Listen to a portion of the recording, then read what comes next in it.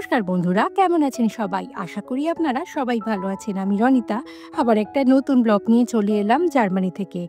আর রাটিংগেনে আমাদের বাড়ির আজকে দ্বিতীয় দিন, আজকে রবিবার। আর দেখতে পাচ্ছেন রান্নাঘরটার কি অবস্থা। রান্নাঘরে রান্না করার মতো কোনো অবস্থা নেই, প্রচুর জিনিসপত্র এখানে ভরা। আজকে সকালটা হয়েছে খুব সুন্দর, খুব সুন্দর আজকে একটা রোদেলা দিন। কিন্তু এই রোদেলা দিনে ভাবলাম না, আগে রান্নাঘরটা একটুখানি গোছাই, না হলে কিছুই রান্না করতে পারবো না। এই কাপ প্লেট এই জায়গাগুলোকে একটু ঠিক করলাম, মশলাপাতি সব বের করতে পারবো কিনা নট শিওর, বাট টুকটাক করে আর কি একটা দুটো কার্টেনে যা আছে সেগুলোই একটু সাজাই। তো চলুন বেশি দেরি না করে আজকের এই ব্লগটা শুরু করি।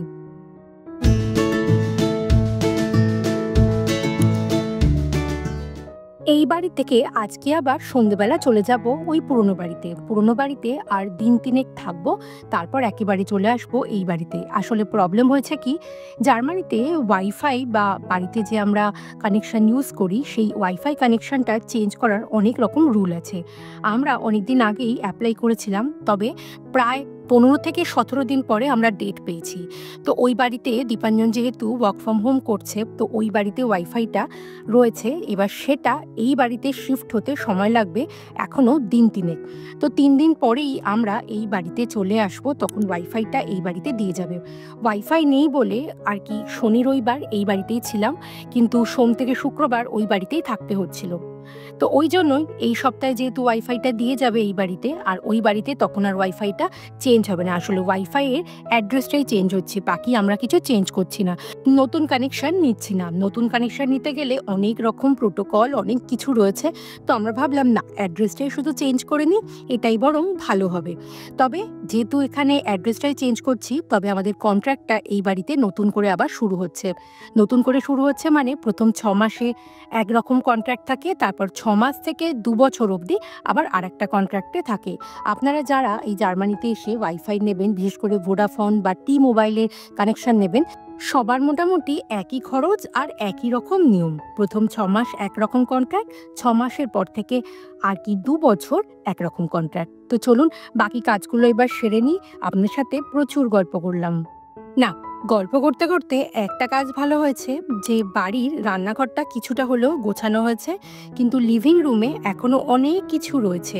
ওদিকে দীপাঞ্জন কালকে যে কাঠটা কিনেছিল সেই কাঠটা আর কি লাগাচ্ছে, আর চিকারও খাওয়া দাওয়া হয়ে গেছে। তবে আজকে আমরা দুপুরবেলা এখানে লাঞ্চ করব না, আজকে যাচ্ছি ডুসেলডর্ফে, যেহেতু বাড়ি ফিরতে হবে। তো আমরা বেরিয়ে পড়েছি, এখন বাজে ওই 1:30 থেকে 1:45-2টোর মতো। আমরা এখন যাচ্ছি ডুসেলডর্ফে, একটা জায়গায় ফুড ফেস্টিভ্যাল হচ্ছে। তো ভাবলাম আজকে তো ওখানে রান্না করছি না, তো সোজা চলে যাই ফুড ফেস্টিভ্যালে কী কী খাবার দাবার পাওয়া যায় সেটাই খেতে। আর গিয়ে অনেক রকমের খাবারের অপশান দেখলাম। শুধু আমরা না, আমাদের বন্ধুবান্ধবদেরও ডেকে নিয়েছি, সবাই মিলে একসাথে এখানে চলে এসেছি। এখানে বিভিন্ন দেশের বিভিন্ন রকম খাবার দাবারের অপশান রয়েছে, তার যে আমি নামও জানি না। এর পরের বারে দেখতে হবে এইগুলোর নামগুলো যদি আপনার সাথে শেয়ার করা যায়। আজকে খুবই খিদে পেয়েছিল, সেই জন্য সোজা চলে গিয়েছিলাম ইন্ডিয়ান একটা স্ট্রিট ফুডের দোকান বসেছিল, সেখানেই চলে গেছিলাম।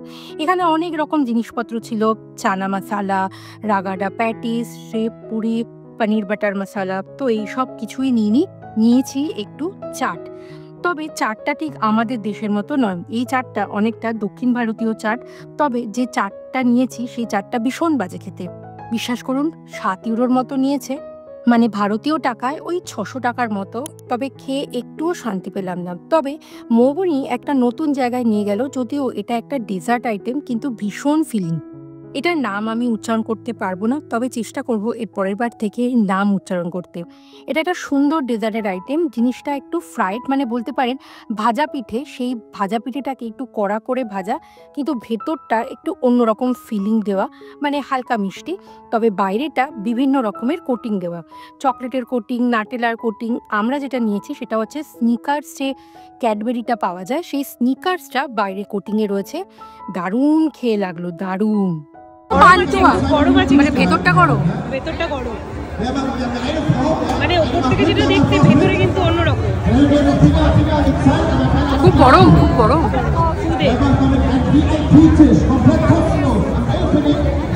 আমার কালকে হেভি লেগেছে। খেতে পারবো? হ্যাঁ, ফুদে